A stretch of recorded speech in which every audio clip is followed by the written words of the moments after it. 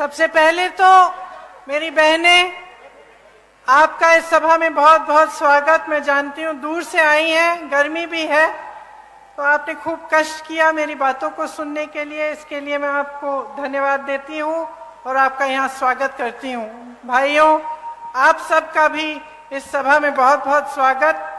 श्री कमलनाथ जी, श्री सुरजेवाला जी, श्री सुरेश पचौरी जी, doctor Govind Singh ji, Arun Yadav ji, Omkar Singh Markham जी, श्री कमलेश्वर पटेल जी, श्री नीलांशु चतुर्वेदी जी, श्री नारायण पट्टा जी, अशोक मस्कोले जी, राकेश तिवारी जी, हीना कानवरे जी, श्री जयवर्धन सिंह जी, आप सबका भी और सभी नेतागण, सभी कार्यकर्तागण, सभी कांग्रेस के पदाधिकारीगण का इस सभा में बहुत बहुत स्वागत।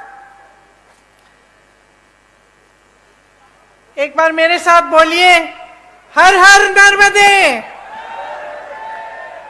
जय बड़ा देव जी, जय सेवा और जय जोहार।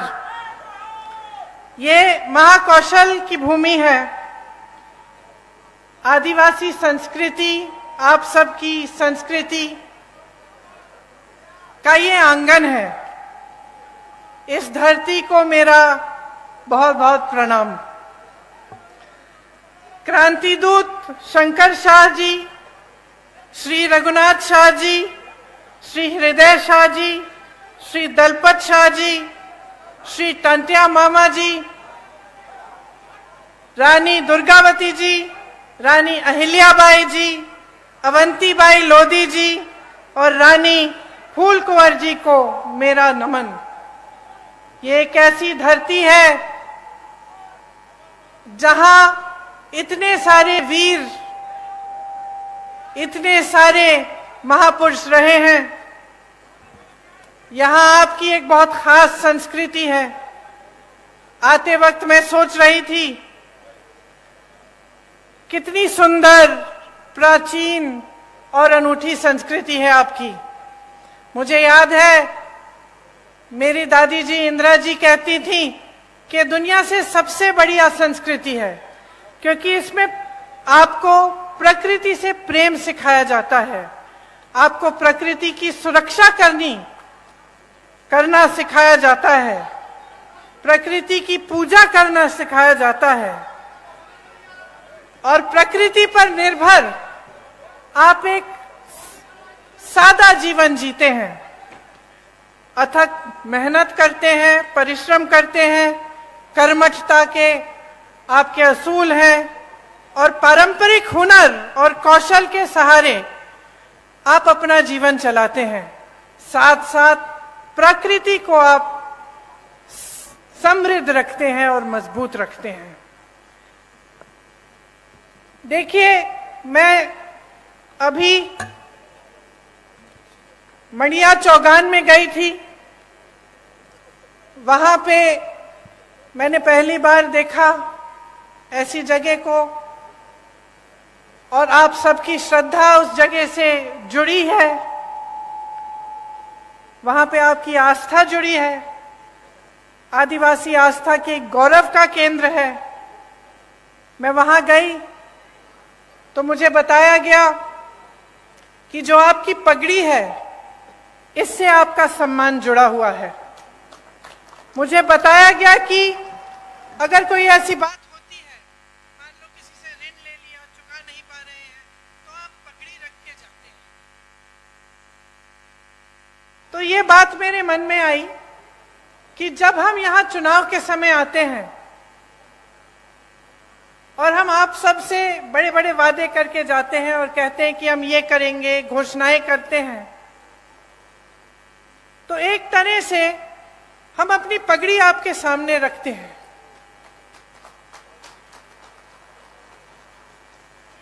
हम ये बात कर रहे हैं कि अगर हम ये नहीं पूरा करेंगे जो हम पाते यहाँ पे आपके सामने हम कर रहे हैं, तो हमारा सम्मान जाएगा। तो आज इसी भावना से मैं आपके सामने खड़ी हूं। आपने, कई वक्ताओं ने इंदिरा जी की बात की। इंदिरा जी मेरी दादी तो थी, लेकिन जैसे आपने कहा, आपने उनको इंदिरा माता कहा। शायद जो बुजुर्ग हैं उनको याद भी होगा उनके बारे में। तो आप सब अगर आज यहां मेरी बातों को सुनने आए हैं, तो उसमें ये बात भी है कि मैं उनकी पोती हूं, मेरी शक्ल थोड़ी बहुत उनसे मिलती जुलती है, तो मुझे देखने के लिए आप आए हैं, मैं जानती हूं। लेकिन एक बहुत गहरी बात भी है, जो सिर्फ मेरी शक्ल उनकी पोती होने के नाते नहीं है, और वो गहरी बात यह है कि आपको इंदिरा जी में भरोसा था। भरोसा इसलिए था क्योंकि इंदिरा जी ने आपके लिए काम करके दिखाया।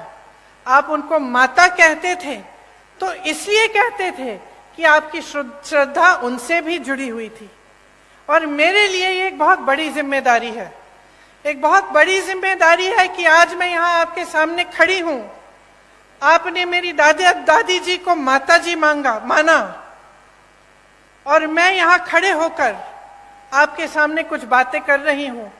तो ये मेरी जिम्मेदारी बनती है कि मैं जो बात कहूं आपसे, वो सच बात हो, वो सही बात हो, और वो आपके लिए ही बात हो, जो आपको आगे बढ़ा पाए, और जो काम इंदिरा जी ने शुरू किया था उसको आगे बढ़ाने वाली बात हो। आपको याद होगा कि इंदिरा जी ने आपको पट्टे दिलवाए थे, याद है कि नहीं? याद है। किस भावना से दिलवाए?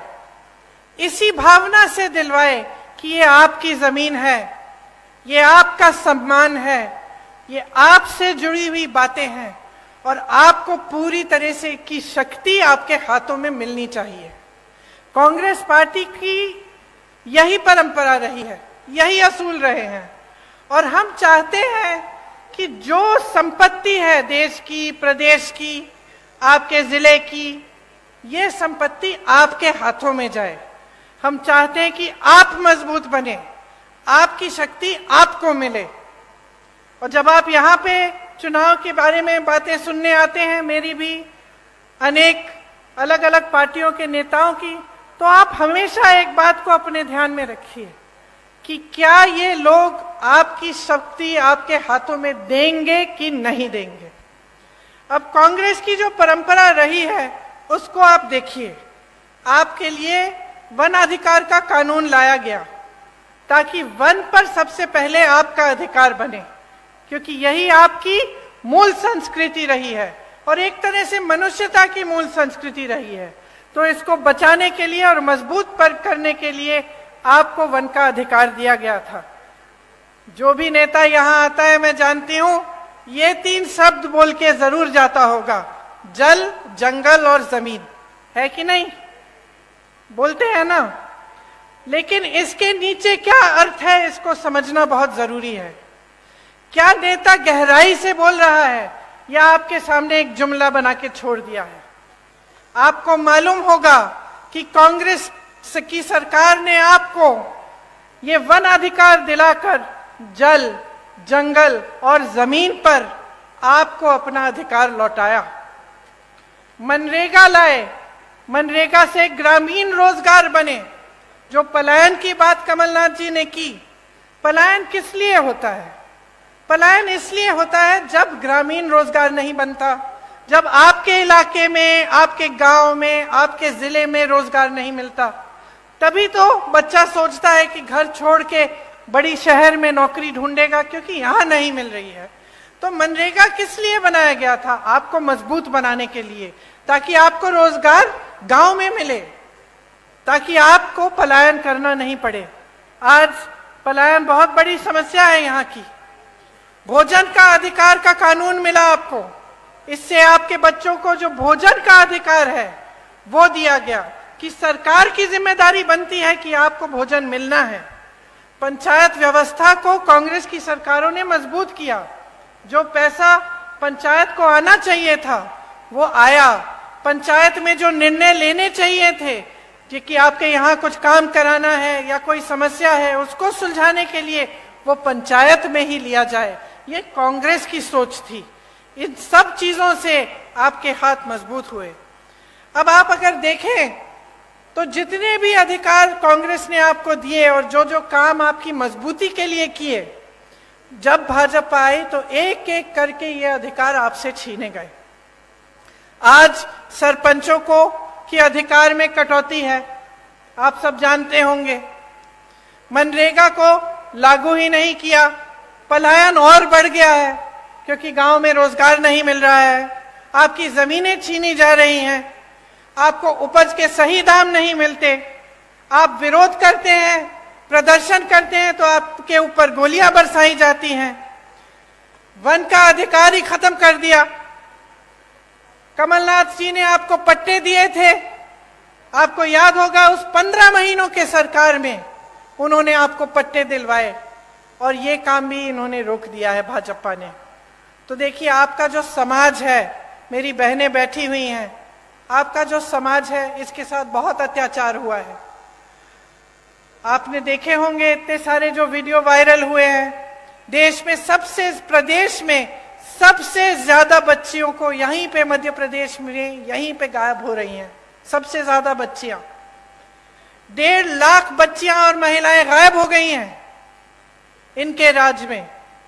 हर रोज 17 बलात्कार होते हैं। आप सोचिए बहनें, हर रोज जब आपकी बच्चियां बाहर निकलती हैं आपको डर लगता होगा कि आएंगी वापस कि नहीं, या कुछ हो तो नहीं जाएगा। ये सरकार चल रही है। उज्जैन की घटना तो आपने देखी ही है।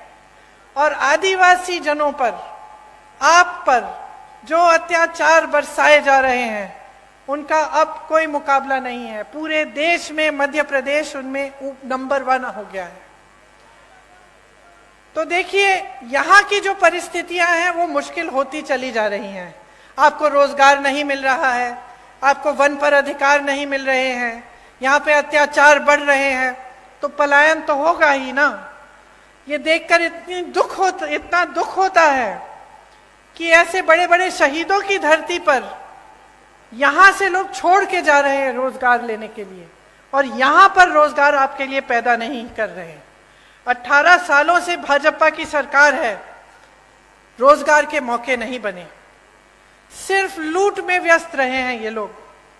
जिस तरफ आप देखें वहां घोटाला ही घोटाला, और जब चुनाव आता है आपका ध्यान भटकाया जाता है, धर्म की बातें हो जाती हैं और इधर उधर की बातें होती हैं जिससे आपके जज्बात जुड़े होते हैं। तो बहनों, आपको बहुत सतर्क रहना पड़ेगा, आपको समझना पड़ेगा कि इधर उधर की बातों से सिर्फ आपका ध्यान भटकाया जाता है। और सबसे जरूरी बात यह है कि यहां पर महंगाई कैसे कम होगी, आपके लिए रोजगार कैसे बनेगा, आपकी संस्कृति का बचाव कैसे होगा, और आप यहां पर विकास कैसे आएगा ताकि आप यहां पे आगे बढ़ पाएंगे। यहाँ पे तेंदुपत्ता के बहुत सारे मजदूर हैं, आप जानते ही हैं, मुझसे अच्छी तरह जानते हैं कि कितना शोषण हो रहा है। तेंदुपत्ता चुनने का काम करने वाले भाई बहन दिन भर काम करते हैं, सुबह निकलते हैं, शाम तक सूरज के ढलने तक तेंदुपत्ते को चुनते हैं, बहुत मेहनत करते हैं, एक एक पत्ती की गड्डी बनाते हैं, फिर उसे ले जाकर बेचते हैं। महिलाएं पत्ता बेचने जाती हैं और देर रात तक नहीं लौटती, लेकिन इन्हें क्या सही दाम मिल रहा है तेंदुपत्ता का? आप बताइए। तेंदुपत्ता बोनस में भी भ्रष्टाचार किया हुआ है, अभी तक नहीं मिला। किस किस को मिला है बोनस? तो मिलेगा कैसे जब भ्रष्टाचार किया है इसमें? आप सोचिए, हर जगह भ्रष्टाचार कर रहे हैं। आपकी महिलाएं जाके तेंदुपत्ता रोज उसका काम करती हैं, उसको चुनने का काम करती हैं, सुबह से शाम तक काम करती हैं, रात को घर आती हैं, और बोनस में ये भ्रष्टाचार करते हैं, पैसे ये बनाते हैं, आपको सही दाम नहीं मिलता। आपको मालूम है कि छत्तीसगढ़ में 4000 रुपए मिलता है तेंदुपत्ता का दाम। यहाँ को धान का बोनस नहीं दिया। छत्तीसगढ़ में जहां कांग्रेस की सरकार है वहां सबसे ज्यादा धान का दाम मिल रहा है पूरे देश भर में। ये काम कर रही है कांग्रेस की सरकार। ये तेंदुपत्ते पर बोनस देने का काम किसने शुरू किया था आपको मालूम है? इंदिरा माता ने किया था शुरू, उन्होंने शुरू किया था। जब वो यहाँ आई और उन्होंने देखा कि यहाँ की महिलाएं इतनी मेहनत कर रही हैं, तो उनको लगा कि आपकी मदद होनी चाहिए। आज बोनस का पैसा जैसे आप कह रहे हैं नहीं मिलता है, आपको चप्पल दे रहे हैं, छाते दे रहे हैं, जूते दे रहे हैं, बोनस का पैसा नहीं दे रहे हैं। उसमें कमीशन होगा, ठीक है, सही बात कह रहे हैं आप, बिल्कुल। लेकिन आपके सम्मान की क्या बात है? आपके सम्मान की क्या बात है? क्या जूता चप्पल छाते से आपका सम्मान जुड़ा है? आप मेहनत करते हैं, क्या आपको अपनी मेहनत की कमाई नहीं मिलनी चाहिए? क्या आपकी मेहनत में आपका सम्मान नहीं है? तो ये जो है, ये सोच है ना, इसी के बारे में आपको बताना चाहती हूं। एक तरफ कांग्रेस की सोच, आपकी सम्मान, आपका सम्मान, आपकी संस्कृति, आपकी परंपराएं को आगे बढ़ाने वाली सोच, और उसके बारे में मैं और बताऊंगी आपको कि कैसे छत्तीसगढ़ जैसे प्रदेश में कैसे कैसे काम हो रहे हैं।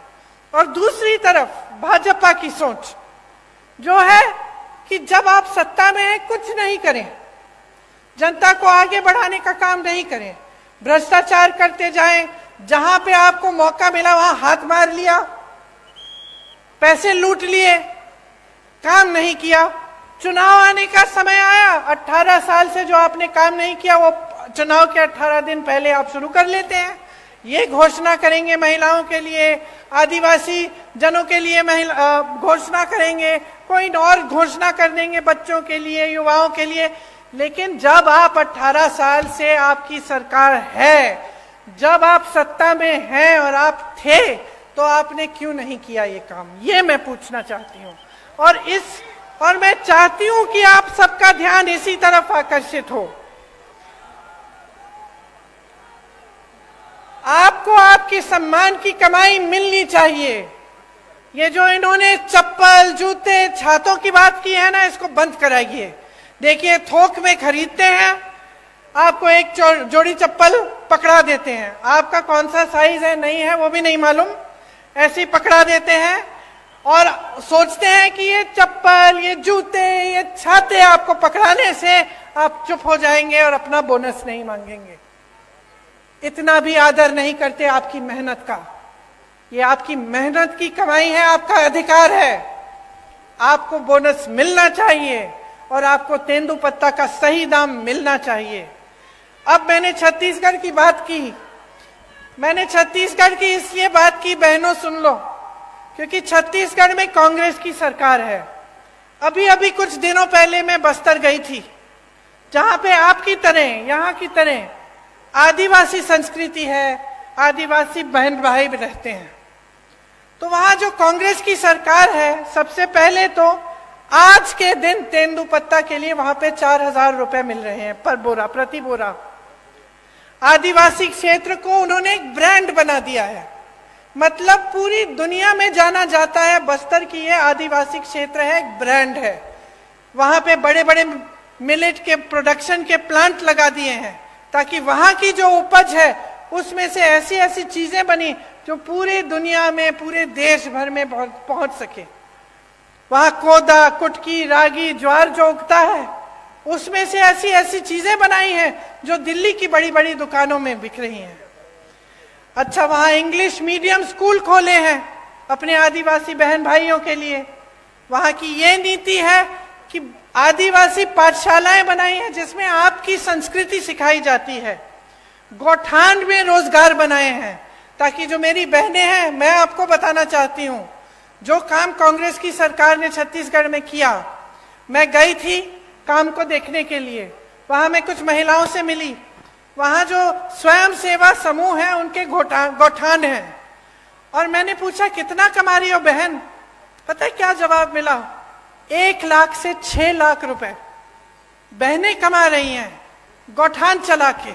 तो क्या आप नहीं चाहेंगे कि आपके प्रदेश में भी एक ऐसी सरकार आए जो आपको समझे और ये समझे कि आपकी जरूरतें क्या है? गौठान बनाएंगे या इसमें से हम कैसे कैसे काम करा सकते हैं, कहाँ कहाँ रोजगार पैदा हो सकता है बहनों के लिए, भाइयों के लिए, कैसे ऐसे वन के उपज हैं जिनको हम आगे बढ़ा सकते हैं। आपको पता नहीं होगा, छत्तीसगढ़ में 60 से ज्यादा वन उपज को समर्थन मूल्य दिया जाता है, मतलब कि उसका दाम आपको मिलता है। यहां तो आपको एक तेंदुपत्ता का नहीं मिल रहा है, वहां 67 वन उपज के लिए आपको सही दाम मिलता है। तो आप सोचिए कि अगर आप सही सरकार चुनते हैं और आप सही पार्टी को वोट देते हैं, जिसके नेता आपको गुमराह करने के लिए काम नहीं करते, आपको आगे बढ़ाने के लिए काम करते हैं, तो कितनी तरक्की आ सकती है आपके जीवन में। आप में हुनर है, हमारी बहनें गुलदस्ता बनाती हो, खिलौने बनाते हो, पेंटिंग बनाते हो, मूर्तियां बनाते हो, हुनर है ना, कला है और आपकी अपनी है। अब इसको लेकर अगर देश भर में, दुनिया भर में आप इसको भेज सकते हैं और इसके जरिए आप कमा सकते हैं, तो आपके लिए कितना अच्छा होगा। और यही काम हमारी सरकारें करके दिखा रही हैं, छत्तीसगढ़ में कर रही हैं, राजस्थान में कर रही हैं। आपका सम्मान देश भर, दुनिया भर में फैलता है और बनता है। यहां भी हम चाहते हैं कि अगर सरकार आएगी तो ये एक घोषणा है कि मैं करने जा रही हूं कि तेंदुपत्ता के लिए प्रति बोरा 4000 रुपए यहां पे भी आपको दिलवाया जाएगा। और जैसे छत्तीसगढ़ में पेशा कानून लागू किया है, उस तरह से यहां पे भी पेशा कानून लागू होगा। आपने तो देखा होगा कि आज मध्य प्रदेश में कैसी सरकार चल रही है। मेरे ख्याल से 225 महीनों की सरकार है और 250 घोटाले हैं। 18 साल से सरकार चल रही है, 22,000 घोषणाएं की हैं। मंडला जबलपुर की जो सड़क है 10 साल से बन रही है, 10 साल से। पहले 4 लेन की बन रही थी, अब 2 लेन की बन रही है, लेकिन 10 सालों में बना नहीं पाए। वही मैं कह रही हूं, ढंग से नहीं बनी है। आप आ जाइए ना मंच पे।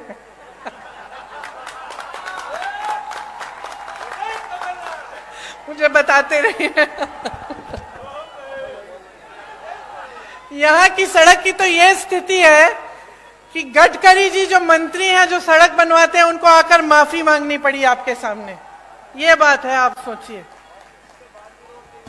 इतने सारे घोटाले, बच्चों के पोषण में घोटाला, मिड डे मील में घोटाला, सर्व शिक्षा अभियान में घोटाला, स्कॉलरशिप में घोटाला, भर्ती परीक्षाओं में घोटाला। तो बच्चों का भविष्य क्या है?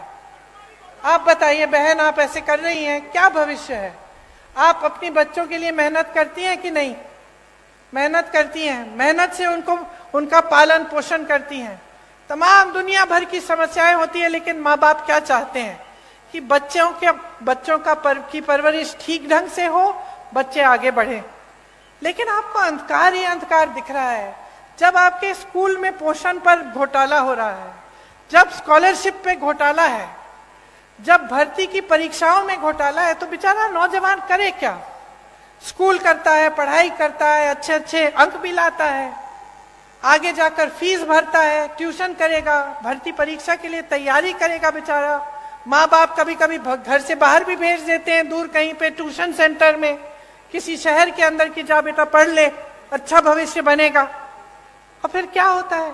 उसमें घोटाला हो जाता है, हर स्तर पर घोटाला। तो बेचारा परीक्षा देता है, परीक्षा में पास भी हो जाता है, लेकिन नियुक्ति नहीं होती, क्योंकि घोटाला हो जाता है, सब कुछ बंद हो जाता है। तो जब अगली पीढ़ी, आने वाली पीढ़ी के लिए भी कुछ भविष्य में दिख नहीं रहा है, उम्मीद ही नहीं रही, तो आगे कैसे बढ़ पाओगे? आपका विकास कैसे हो पाएगा? सबसे बड़ा व्यापम का जो घोटाला हुआ यहाँ, पता नहीं कितने लोग मर गए उसमें, किसी ने इंक्वायरी, जांच तक भी नहीं कराई, और वही सरकार चली जा रही है। मां नर्मदा पे घोटाला, महाकाल में घोटाला, मंदिर में जो मूर्तियां लगाई हैं उस पर भी घोटाला। तो थक नहीं गए हो आप? थक गए हो ना? क्योंकि आखिर देखिए, जो नेता होते हैं, राजनीति में आते हैं, किस लिए आते हैं? ज्यादातर तो ये भावना रख के आते हैं कि कुछ सेवा करेंगे, आपको आगे बढ़ाएंगे, और आपको भी उनसे कुछ उम्मीद रहती है कि ठीक है, ये मेरे गांव का एक नेता है, हमें मेरे करेगा। है कि नहीं? लेकिन जब आपको दिखता है कि चाहे कुछ भी मंच पे आकर कुछ भी कह रहे हैं, आपको कुछ भी कहानियां सुना रहे हैं, लेकिन सच्चाई इनकी कुछ और है। जब आपको दिख रहा है कि सालों से, 10 सालों से आपकी सड़क नहीं बन पा रही है, जब आपको दिख रहा है कि यहाँ नर्मदा मैया में घोटाला हो रहा है, आपके बच्चे आगे बढ़ नहीं पा रहे हैं, यहाँ से पलायन करके चले जा रहे हैं बड़े बड़े शहरों में भटकते हुए नौकरी ढूंढने के लिए, तो क्या आप नहीं सोचते कि बहुत हो गया है, कि अब सरकार बदलने का समय आ गया है? जिन्होंने भ्रष्टाचार किया है उनको सबक सिखाने का समय आ गया है, और एक ऐसी सरकार लाने का समय आ गया है जो आपके लिए काम करे। मैं तो ये भी नहीं कह रही हूं कि मेरी बातों पर चलो, अपना अनुभव होगा ना आपका। अब आप बताओ, आपके जीवन में तरक्की आई है क्या इन सालों में? जो छोटे दुकानदार हैं, छोटे उद्योगपति हैं, क्या आपका बिजनेस बढ़ा है? नहीं बढ़ा। जो किसान बैठे हैं उनकी खेती, क्या उससे खेती से उम्मीद रख सकते हैं कि उनको सहायता मिलेगी सरकार की, कि रोजगार बनेंगे और मजबूत, कि कमाई अच्छी होगी? क्या उम्मीद रखते हो आप? और महंगाई कितनी बढ़ी है आप बताओ? महंगाई को कम करने का काम किया है इन्होंने? नहीं किया। आज देखिए क्या कह रहे हैं आपको, कि आपको सिलेंडर देंगे 500 रुपए में, कह रहे हैं। अच्छा बहनों, आप में से कितनों के नाम में सिलेंडर है आज? नहीं है ना? परिवार के नाम में होगा सिलेंडर। अब जब आप सिलेंडर लेने जाती हैं तो क्या होता है, आप सोचती हैं कि चलिए अपने नाम में बदलवा दें, क्योंकि उन्होंने कहा है सिर्फ महिलाओं को मिलेगा। आप सोचती हैं कि चलो परिवार का सिलेंडर है, अपने नाम में डलवा दें, और जब डलवाने के लिए जाते हैं तो कितना मांगते हैं आपसे? 4000 रुपए। तो पहले कहते हैं कि आपको मुफ्त में से, मतलब आपको 500 रुपए में सिलेंडर दे रहे हैं, ठीक है। उनको अच्छी तरह मालूम है कि ज्यादातर परिवारों का सिलेंडर महिलाओं के नाम नहीं है। फिर आप जब बदलने जाते हैं तो आपसे 4000 रुपए मांगते हैं। और इसके ऊपर भी सोचिए, देखिए कांग्रेस की जब सरकार थी, आपको 60 रुपए में राशन मिलता था कि नहीं मिलता था? और 425 रुपए में सिलेंडर मिलता था। इसका मतलब है कि 485 रुपए में आपको राशन भी मिल जाता था, सिलेंडर भी मिल जाता था। सच बात है।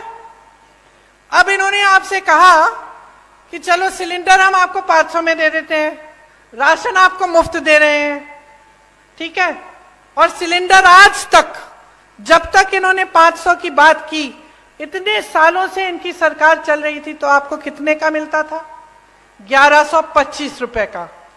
तो हम दे रहे थे आपको 485 रुपए में सिलेंडर और राशन। इनके मुफ्त के राशन के साथ आपको 1125 में सिलेंडर मिल रहा था। तो नुकसान किसका हो रहा था? तो इन्होंने तो मार्केटिंग अच्छी कर ली, अभी भी कर रहे हैं।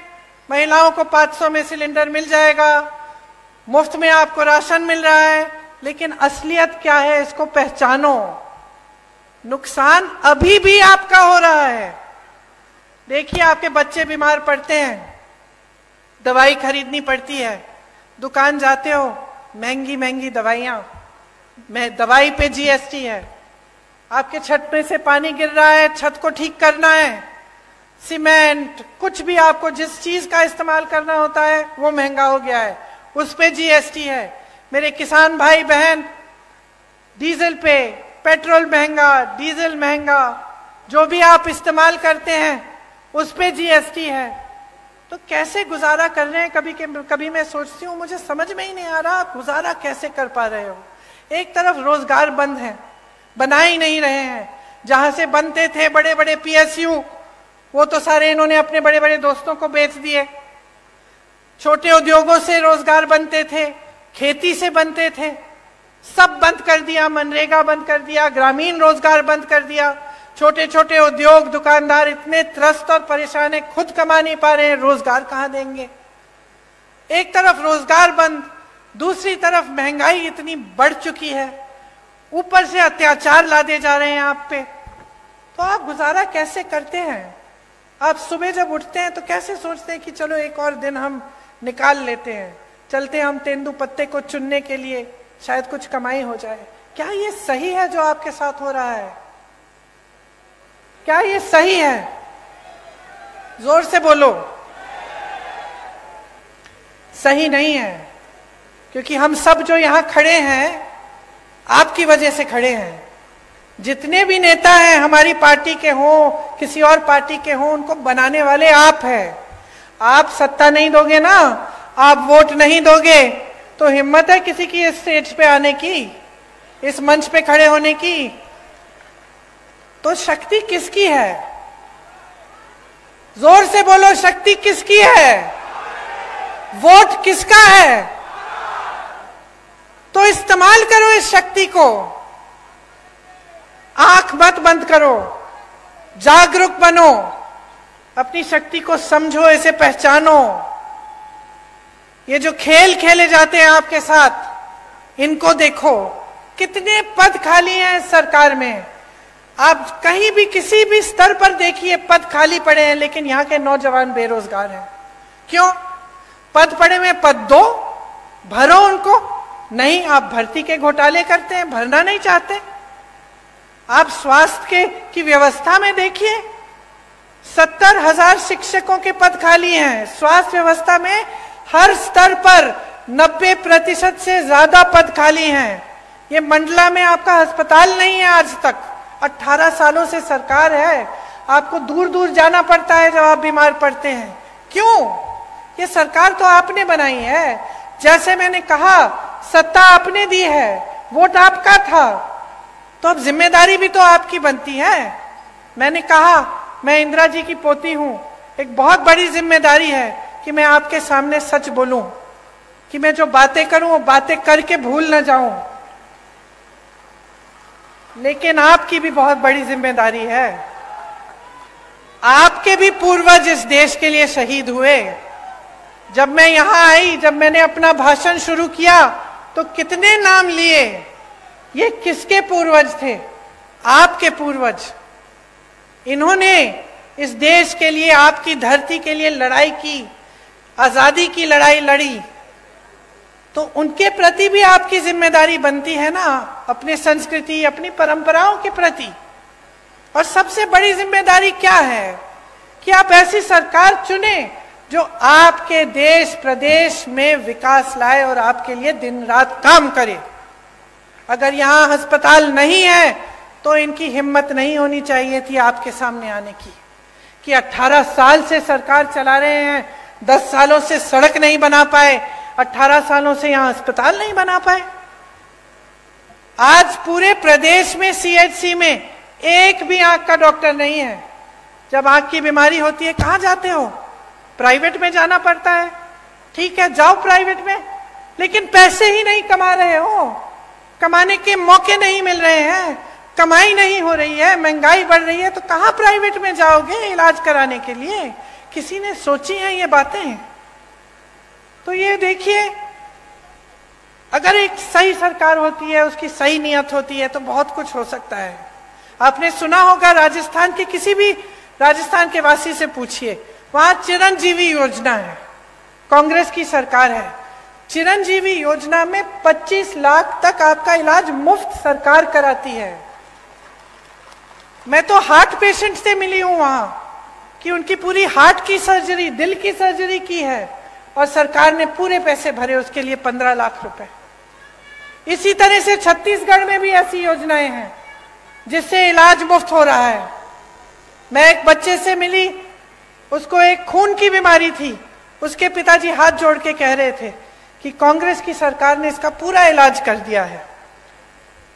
रोजगार बनाने का काम सरकार की जिम्मेदारी होती है, नौजवानों का जो भविष्य है वो सरकार की जिम्मेदारी है। आपने सुना होगा कि हम बार बार कहते हैं कि जाति जनगणना होनी चाहिए। इससे पता चलेगा कि ओबीसी के कितने लोग हैं, दलित के कितने लोग हैं, अनुसूचित जनजाति के कितने लोग हैं इस देश में। और आप सोचिए कि भाजपा की जो देश में केंद्र में सरकार है, इसके बारे में बात नहीं करना चाहती। अरे हम तो यही कह रहे हैं कि गिनती तो करो। हम ये मांग कर रहे हैं कि गिनती करो, हमें बताओ। आप सोचो, आपका बड़ा परिवार है, बड़ा घर है, बड़ा परिवार है, बहुत सारे बच्चे हैं।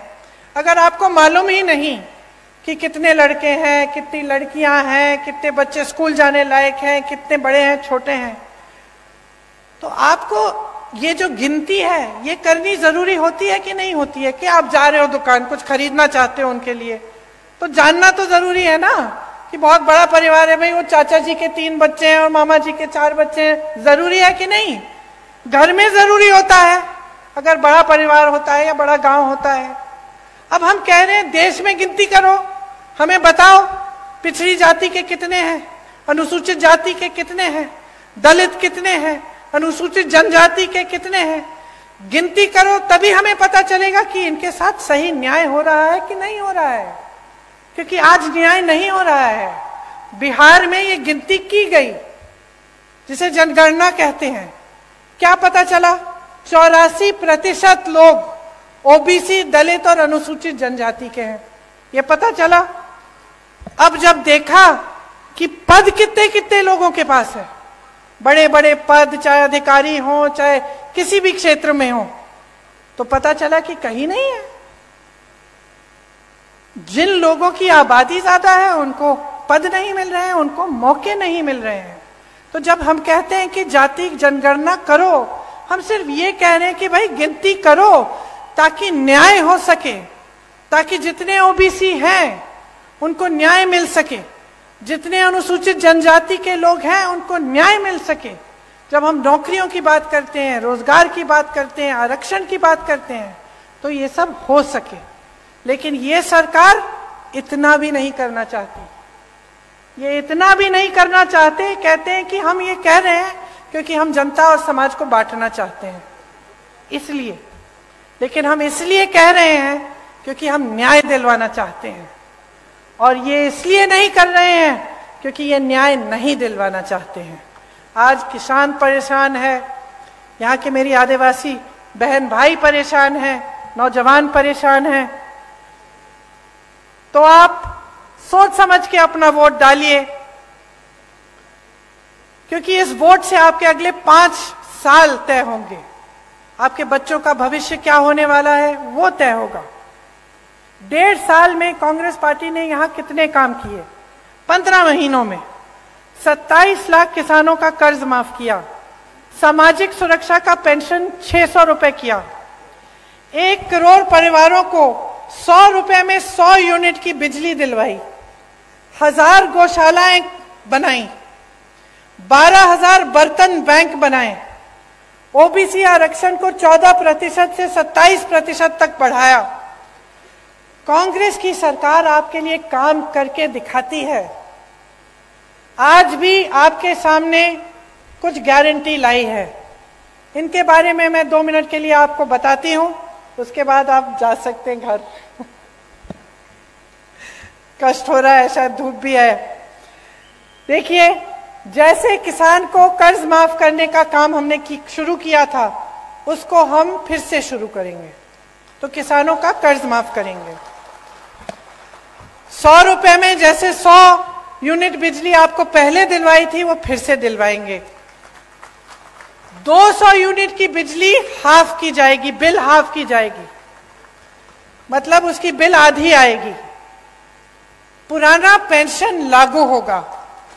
जितने भी अधिकारी हैं, सरकारी जो रोजगार होता है उसका महत्व यही होता है कि जब वो रोजगार मिलता है, वो नौकरी मिलती है, तो हमें लगता है कि चलो ठीक है, रिटायर होने के बाद भी कुछ आते रहेगा, हम सही सलामत सुरक्षित रहेंगे। आज वो भी छीना गया है आपसे। तो जहां जहां कांग्रेस सरकार में है, अभी भी ओपीएस लागू है, और हम चाहते हैं कि प्रदेश में, मध्य प्रदेश में भी लागू होगा। गैस के सिलेंडर के लिए जैसे हमने पहले कहा, आपको 500 रुपए में आपको सिलेंडर मिलेगा। महिलाओं को 1500 रुपए प्रति माह दिया जाएगा, आपके खातों में आएगा बहने। 5 हॉर्स पावर की सिंचाई की बिजली किसानों को मुफ्त मिलेगी। ओबीसी का आरक्षण 27% तक रहेगा। और जाति जनगणना जिसकी बात मैंने की, वो गिनती जिससे आपको आगे जाकर न्याय मिल पाए, वो हम मध्य प्रदेश में करेंगे। जहां भी 50% से अधिक आदिवासी आबादी है, वहां छठी अनुसूची डाली जाएगी। अनुसूचित जाति और अनुसूचित जनजाति से के खाली पड़े बैकलॉग पदों पर तत्काल उनको भरा जाएगा, जो पहले से खाली पड़े हैं। पीएम आवास योजना में जो शहर और देहात में आपको अलग अलग धनराशि मिलती है, तो शहर में आपको अगर घर बनाना हो या कुछ बनाना हो, वहां अलग धनराशि, गांव में आपको कम मिलती है। लेकिन सीमेंट, सरिया, बालू का दाम तो गांव में भी उतना होता है, बल्कि गांव में जब आपको ढुलाई करवानी पड़ती है तो आपको दूर जाना पड़ता है। तो एक तरह से आपको और भी दिक्कत होती है। तो हमने तय किया है कि जो पीएम आवास योजना में जितना शहर में मिलता है, उतना ही आपको गांव में धनराशि मिलेगी। देखिए, आपने पिछले चुनाव में, अच्छा एक और घोषणा है जो अभी अभी बताई गई मुझे, इसमें बच्चों की जो शिक्षा है, पहली कक्षा से लेकर 12वीं तक स्कूल की शिक्षा निशुल्क होगी। इस योजना का नाम रखा है पढ़ो और पढ़ाओ योजना। तो ये भी एक और घोषणा है। अब देखिए, पिछले चुनाव में आपने अपना जनादेश दिया। ये जनादेश क्या था? आपने कांग्रेस की सरकार चुनी, इसको धन आदेश के दम पर बदला गया। रिश्वत दी, हमारे विधायकों को खरीद लिया, कुछ लोग छोड़ के चले गए और एक नई सरकार बनी, भाजपा की सरकार बनी। अब आपने 3.5 सालों में इनकी नीयत देख ली है। क्या कह रहे हैं?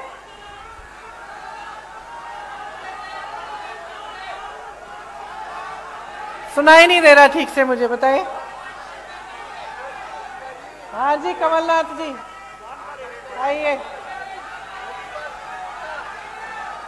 आप सब जानते हैं कि कांग्रेस की सरकार किसानों की हितैषी है।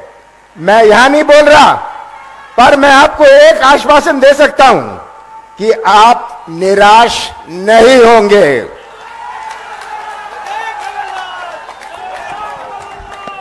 तो देखिए, सीधी सीधी बात है, अपनी सच्चाई को समझो।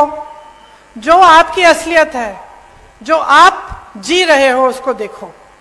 सुबह से शाम तक काम करते हो, मेहनत करते हो, क्या रोजगार नहीं मिल रहा है, महंगाई है, परेशान हो, जीवन में क्या तरक्की आई है, नहीं आई है, इन सबको देखते हुए अपना वोट दो। जो नेता है आपके सामने, उसकी नीयत समझो। जो पार्टी घोषणा कर रही है, उसका रिकॉर्ड देखो। अच्छा, ये घोषणा कर रहे हैं, इनके दूसरे प्रदेशों में देखो क्या हो रहा है। मैं कह रही हूं, अगर यहां पे 4,000 रुपए मिलेगा तेंदुपत्ता के लिए, तो देखो छत्तीसगढ़ में मिल रहा है। अगर धान की कीमत बढ़ाई जाएगी, तो देखो छत्तीसगढ़ में सबसे ज्यादा आज मिल रही है पूरे देश में। तो ये सब बातें देखिए, मेरा मानना है कि जनता से ज्यादा किसी में विवेक नहीं है, मेरा मानना है। और मैं, कोई कुछ भी कह ले, मैं जानती हूं कि आप में विवेक है, सबसे ज्यादा अनुभव है, और आप सच्चाई को अच्छी तरह से पहचानते हैं। अगर आज तक मेरी दादी इंदिरा जी को आप याद करते हैं, उनको माता कहते हैं, कि इसलिए क्योंकि आपने सच्चाई को पहचाना, आपने सही नियत को पहचाना। जो आपके लिए दिन रात काम करने के लिए तैयार था, उसको आपने देखा, आपने उन्हें आगे बढ़ाया, उन्होंने आपको आगे बढ़ाया। यही रिश्ता होना चाहिए नेता और जनता में, आप में और हम में। तो इसलिए आज यहां खड़े होकर मैं वोट नहीं, आपकी जागरूकता मांगती हूं आपसे। जागरूक बनो। अगर आप जागरूक बनोगे तो खुद समझ में आ जाएगा कि जिस दिन मध्य प्रदेश में कांग्रेस की सरकार आएगी उस दिन से आपके लिए काम सही मायने में शुरू होगा और आपकी प्रगति होगी। इसीलिए चुनाव के दिन मेरी बातों को भूलना मत, अच्छी तरह से याद रखना।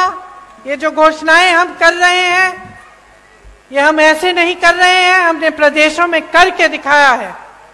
हमारा रिकॉर्ड देखिए, हमारी नीयत को पहचानिए और खूब जोर से कांग्रेस पार्टी को वोट दीजिए, भारी से भारी बहुमत से जिताइए, ताकि एक ऐसी सरकार बने जिस पर आपको गर्व हो। I said 1 to 12. 1 to 12. 1 to 8 is giving them 500 rupees. अच्छा। 500 rupees हर साल। Come on, you say. No, you have to. अच्छा, यहाँ एक और घोषणा है कि कांग्रेस सरकार में जो ये पढ़ो और पढ़ाओ योजना है, इसके तहत कक्षा 1 से कक्षा 8 तक बच्चों को हर साल 500 रुपए दिए जाएंगे।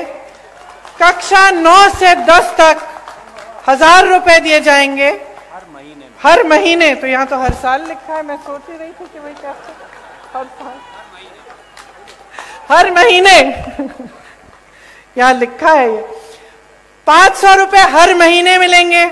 9 से 10 तक हर बच्चे को हर महीने 1000 रुपए मिलेंगे और 11 से 12 कक्षा में हर बच्चे को 1500 रुपए हर महीने मिलेंगे।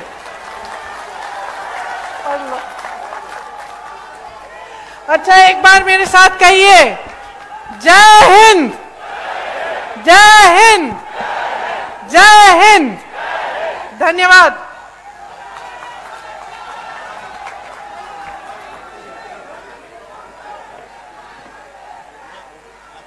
और अब मैं आभार प्रदर्शन के लिए जिला कांग्रेस कमेटी के अध्यक्ष राकेश तिवारी जी को आमंत्रित करता हूं।